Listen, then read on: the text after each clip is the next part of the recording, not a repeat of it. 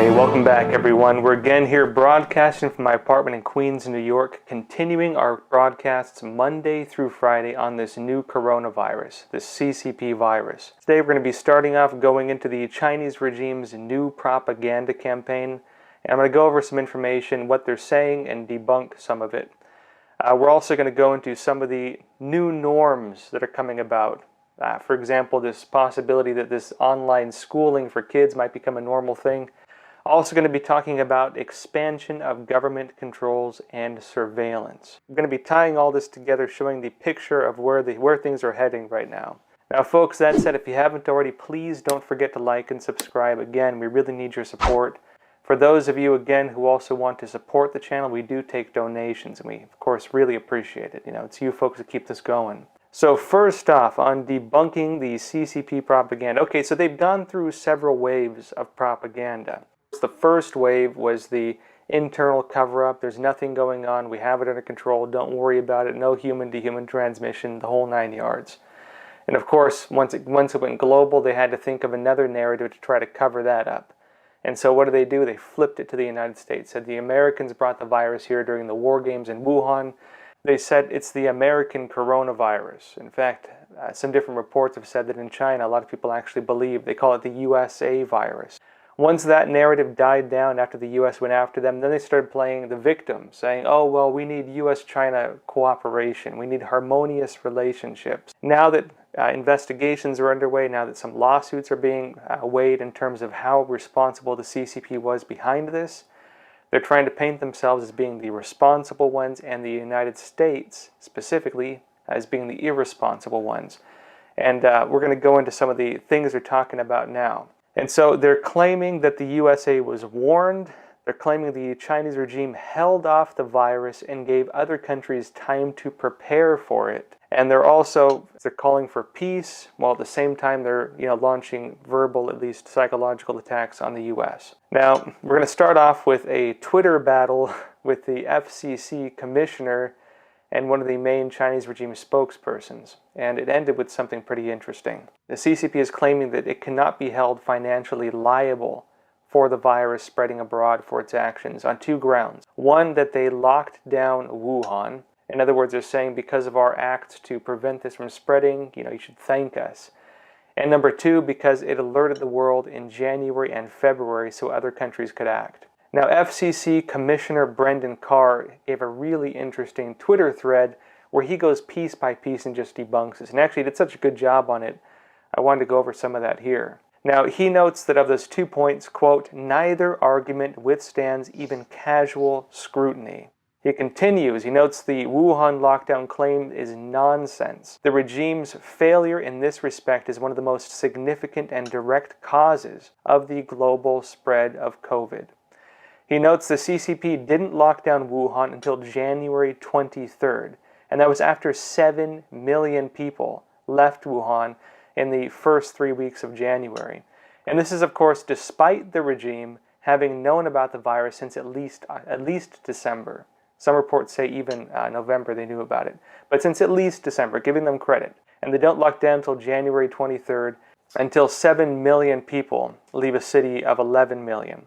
When 7 million people leave a city of 11 million after officials discover the virus and before travel restrictions kick in, that's not how you stop a global pandemic. That's how you start one. Now, he also notes the CCP allowed people, quote, including ones with the virus, end quote, to travel internationally from Wuhan. And he notes the lockdown was too late by this point. In other words, after 7 million people left, 7 million out of 11 million people left and went to other parts of China or went abroad, it was too late for a lockdown to be effective. He says the first 3 weeks were the most crucial, and that's when the CCP, quote, botched the response. As the University of Southampton study showed, if interventions had been taken 3 weeks earlier, cases could have been reduced by a whopping 95%. And when it comes to the CCP's second argument that it warned the world and provided information for other countries to act, Carr notes this. He says, quote, far from providing information and time for others to act, Communist China worked hard to prevent others from acting in January and February 2020.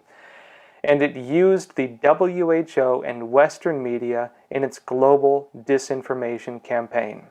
Now, he continues noting how the WHO spread false information from the Chinese regime, and notes how the CCP repeatedly spread false information. He explains some of the things the WHO did as well. And he notes, quote, "Significantly, when the US acted, taking the early precautions of restricting travel, Communist China kicked its disinformation campaign into high gear.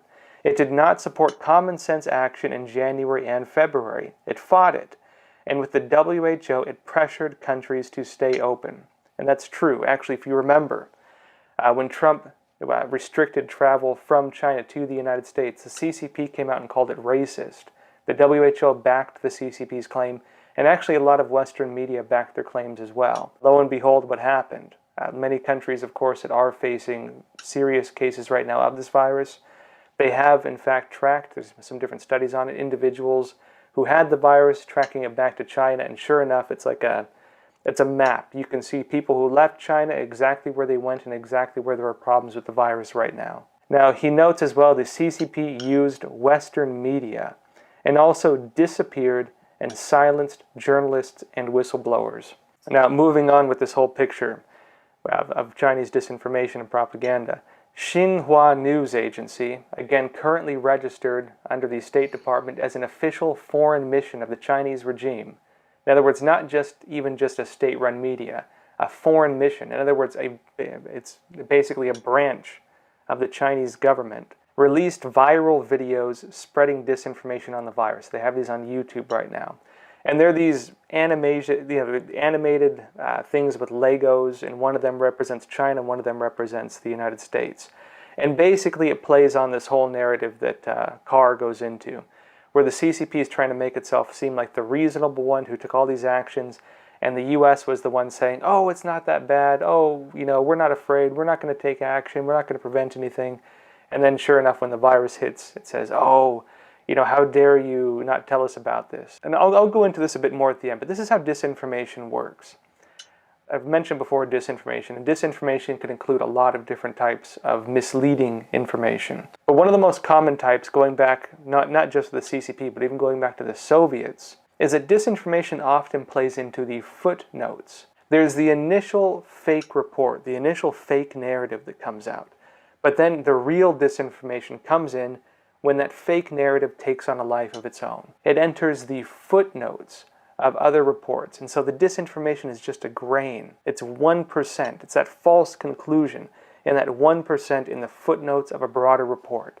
And this is what the CCP is doing with this. China Global Television Network, CGTN, also said the US is deflecting by blaming China. And so, of course, the CCP always accuses others of what it does. It's just the nature of how it works when it's with its propaganda. And now Sky News in the UK is reporting that, quote, Twitter, Facebook, and Google have, parentheses, questions to ask over disinformation. And it appears that their angle is in support of censorship. It does not appear they're calling for censorship of Chinese disinformation. It appears they're calling for censorship of, alternative outlets of information, spreading information about this virus that is outside the realm of, agreed upon narrative. It says, quote, MPs have accused Twitter, Facebook, and Google of being unwilling to give clear answers on how they are tackling false information during the pandemic. This is actually an interesting article for a couple of reasons, because Facebook and YouTube, which is under Google, have of course come out with their public statements on how they're fighting, misinformation as they're labeling it. Facebook announced it will redirect a lot of information that's going through the WHO. YouTube, under Google, is of course also deleting videos that don't align with WHO recommendations, as the head of Google said on TV. Now, it's unclear what their real motives are. Maybe they're actually going after actual Chinese disinformation. Reading the article from Sky News, it does not appear that way, but just because a media says something doesn't mean it's how it was said by the individuals, and I couldn't find what the MPs were saying directly. But let's tie this whole thing together regardless. There is a large-scale disinformation campaign working through the fake footnotes And the regime, the Chinese regime, is building narratives on top of these fake footnotes. And what are the footnotes? The footnotes are the way the Chinese regime covered up the outbreak. So everyone, most people I think know the Chinese regime covered up information during the very beginning of this virus outbreak, including arresting, disappearing journalists, doctors, and so on. Anyone who was trying to warn people about what was happening either disappeared or was threatened. One of the famous ones, for example, a doctor was arrested and eventually died of the virus. And so the Chinese regime, of course, covered that up, but they're not talking about the cover-up. They're talking about the public narrative they had at the time, making it appear that they were trying to manage the situation and trying to actually spread true information at that time. Things that the rest of the world knows are false. Number two, they're using this large-scale disinformation campaign and launching it through Western social media channels and through Western outlets. Of course, one of the easy ways to run this is by having your foreign diplomats or, say, controlled academics go to the big media and offer comment. And of course, a lot of media wanting to be balanced and wanting to appear, unbiased, they will, of course, give 50-50 voice, oftentimes even if the other side is not telling the truth. And I'd say it's actually a bit worse right now because this virus is unfortunately being politicized. The narrative of the Chinese regime saying the U.S. response has been, not good enough or irresponsible is what a lot of the media is also saying about the Trump administration and its response. I don't want to get into the whole battle of politics, but that's what's happening. And now there's two elements to this. On one note, that is the way the media environment is heading right now. That is what they're saying. When it comes to propaganda, when it comes to information operations, of course China is going to be watching what the opponents are saying, what critics are saying, and adding fuel to that fire. One of the qualities of ideological subversion is it's very difficult to start something from nothing. And so a lot of times what it will do, not just with the Chinese regime, but even going back to the Soviets, is it will look for processes in motion and redirect them, subvert them to serve an alternate interest. Classic Hegelian dialectic, right? Thesis, antithesis, synthesis. How do you subvert a process in motion? If something is developing, if there's an anti-war movement, it might be totally legitimate. It might have good arguments. But being a movement opposing, say, the government or opposing a government policy, especially when the movement itself would benefit a foreign power, it's easy to send in a couple individuals to either give money to, become influencers within, or manipulate their own channels within it to gain additional attention, say through the media, through other, say, grassroots organizations and so on. It's very easy to subvert processes in motion when you have the resources for it. And so when it comes to the Chinese regime with their current disinformation campaign, personally it does seem like they're latching onto the criticisms being levied against the Trump administration because the criticisms actually fit its own interests in terms of what it's trying to achieve. And now this does raise a few questions. One is, of course, the Chinese regime is using Western channels to spread this disinformation. They're going through Western platforms like Twitter, YouTube, Facebook, and so on. They're also using their official channels and then, of course, promoting the content through these channels with their various networks. 50 Cent Army, controlled academics, so on and so on. If we remember, of course, the issue of Russian disinformation in the 2016 elections, how could we forget, right? This was one of the big issues of criticism. One of the big issues we face right now is that we are in an election cycle, and these narratives, whether we like it or not, that the virus has been politicized, and specifically the narratives the CCP is pushing are, of course, basically the way a lot of the discussions are going right now, trying to stir up the next big controversy, which is, did Trump act responsible with handling this virus? You be the judge. The point here is the Chinese regime is latching on to that. They're latching on to that with the current disinformation campaign. And of course, if they're able to spread that using Western channels, using Western outlets, they can amplify that noise, and that's what they're doing. Now, at the same time, with that said, the Chinese regime's current campaign of misinformation or disinformation is very weak.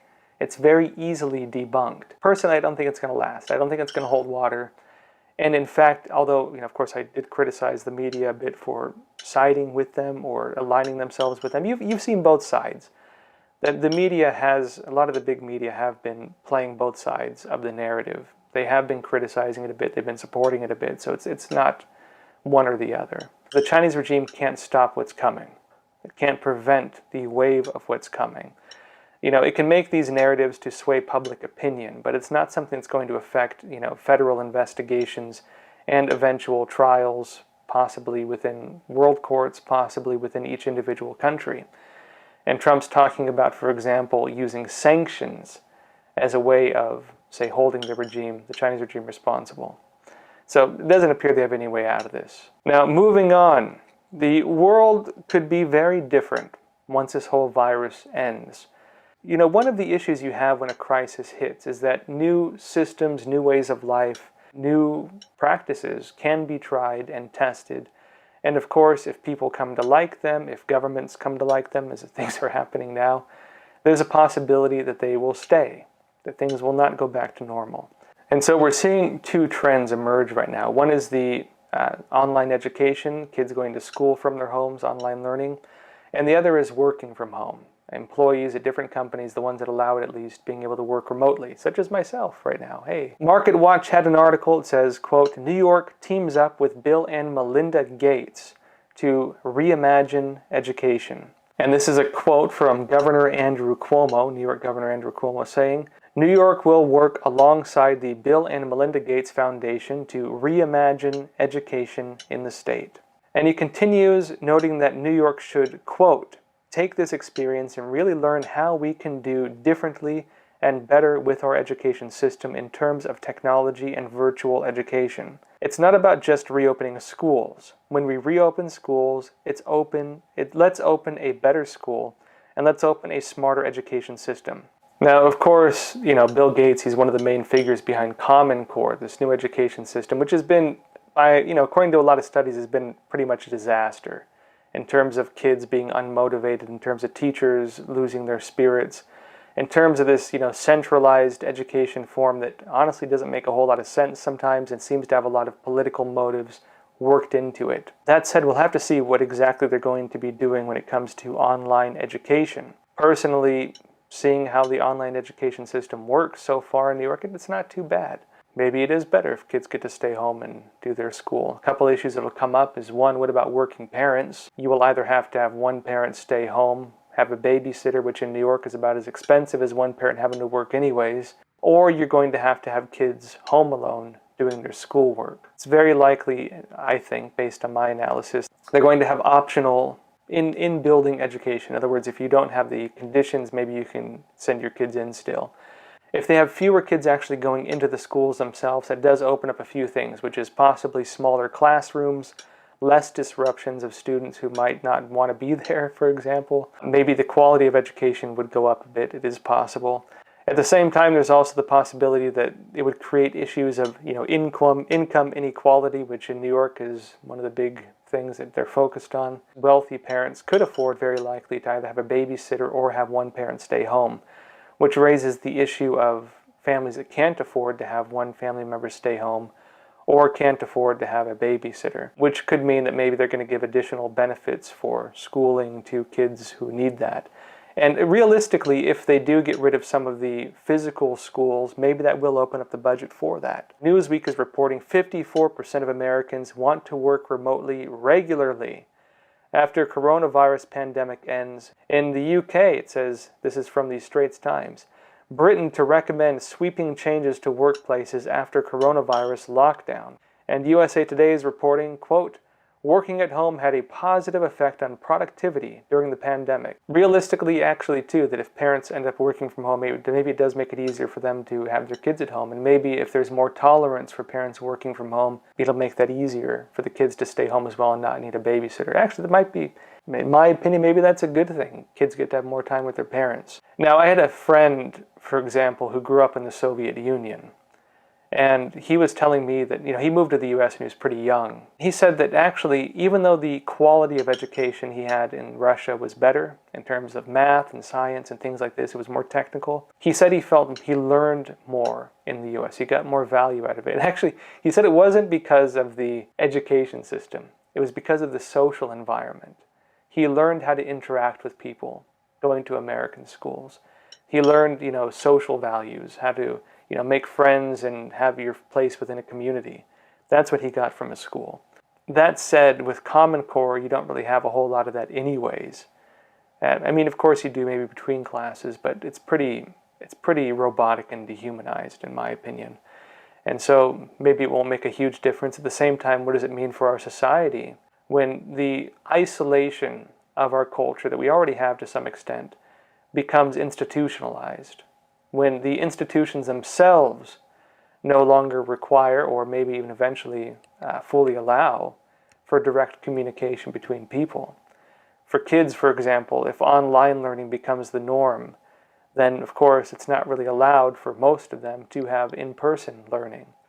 What does that mean for friendships? What does that mean for the normal lives that kids have always lived until very recently? Maybe that won't be such a big thing, maybe not, at least not for the generation currently, but we'll have to see. You know, this is possibly a big shift for society overall. And of course this won't be everybody, won't be everyone. But my analysis is one of the issues we have in society is already this isolation. A lot of people feel cut off from each other as it is because of, technology and these things. And if that becomes a norm for workplaces, that becomes a norm for schools, that isolation is going to become even more intense. And so people who suffer from, say, depression, from other issues like that, from not feeling they have connections with people, I think these are things we need to watch for as these shifts in society start taking place. Another shift in society taking place, the expansion of government controls and surveillance. MSN reports, quote, "Cell phone monitoring is spreading with the coronavirus. So is an easy tolerance of surveillance." In New York City, for example, they're going to start this, or actually New York State, they're going to be starting this tracking. And so in other words, trying to find out people who had the virus, who did they have contact with, how can we track it? Part of that's going to be done through cell phone analysis and app analysis. They don't elaborate on it, but of course, when you download an app on your cell phone, a lot of times that data is available. Sometimes it's sold. Things like, of course, the big social media platforms will track you oftentimes not just on their platform, but even off-platform through, tracker cookies and advertisers and things like this, which is why if you search for, say, a product you're interested in buying, you might start seeing an ad for that all over the place. It's just how these technologies fund themselves. It's not free. Free on the surface, not free in essence. And so they're going to be using this data to try to figure out the connections between individuals. Already in New York, we're tolerating it.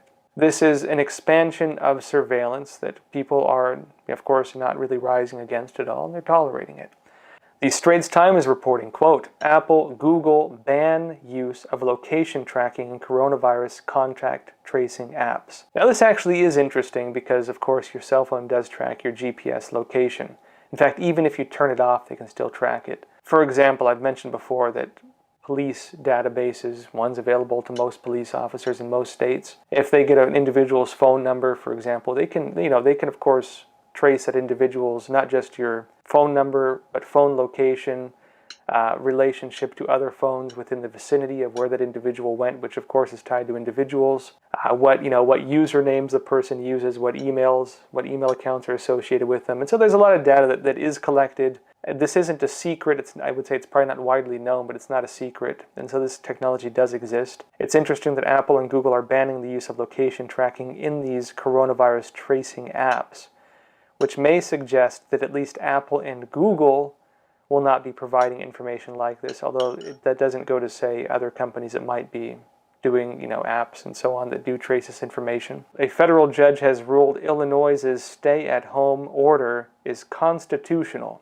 And also WhatsApp, this chat program, of course, probably a lot of us have on our cell phones, comes up with chatbots for users to check coronavirus facts. So in other words, this chat program itself now has built-in fact checkers.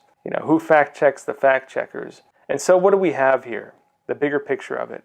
We have a broader tolerance of surveillance. We have a broader tolerance of being traced. We have, of course, legalization, at least in some regards, rules that it's constitutional to have stay-at-home orders. In other words, the government can order that if they so deem it necessary. And also apps, not just social media platforms, but even bots now, on the platforms itself that we use, might have built-in systems to tell us what are the facts and what are not the facts. Big businesses being able to dictate not just the information we're exposed to and what we're being told is true or false. You know, a lot of people can think for themselves. A lot of people know to go to, you know, they know to check multiple sources of information and try to figure things out themselves, but not everybody is like that. There are people who, if, you know, WhatsApp tells them that something's false, they might just believe it, and they're not going to hear anything otherwise. And you can only predict the amount of, say, friend or family chats that are going to end abruptly once one of them says, you're spreading fake news because WhatsApp told me so. Now, one issue that we're facing is that, again, when you're in a time of crisis, when you're in a time when new ways of life become necessary, or it is necessary to some extent for the government to expand its powers, there's always the question of what do we become used to during that time? What becomes normal during that time? And once that time is over, what happens to the platforms, the systems, the institutions that we created during that time? This is, of course, one of the things a lot of people are concerned about. What does this mean for the expansion of government power? If a government, for example, builds a new platform, builds a new system, like they are in New York with this whole education system, for example, or having, for example, Bloomberg come in and do this tracing cell phone program. If they go and build a system for that, if they build a platform for that and technologies for that, what's going to happen when the crisis is over? Do they turn it off? Do they throw it in the trash? Or do they, refocus it for something else? It is an issue of, do you relinquish the additional powers you've been given once you've created them? It's possible some states will implement things that will not go away. It's possible some countries will implement different forms of social controls that will not go away. It's possible many will get rid of all these things that they created during this time. It's possible many will relinquish the additional powers they've built during this time. But for those countries and states that choose not to, what does that mean for us? Now, with that said, folks, let me know what you think. Agree with me, disagree with me, have other ideas altogether. Leave them in the comment section below. And again, if you haven't already, please don't forget to like and subscribe. Again, we really need your support. And if you want to really support the channel, we do take donations. We do accept donations. And of course, folks, we really appreciate it. It's you folks who keep this thing going. Thank you all. Stay safe, stay healthy. Good night.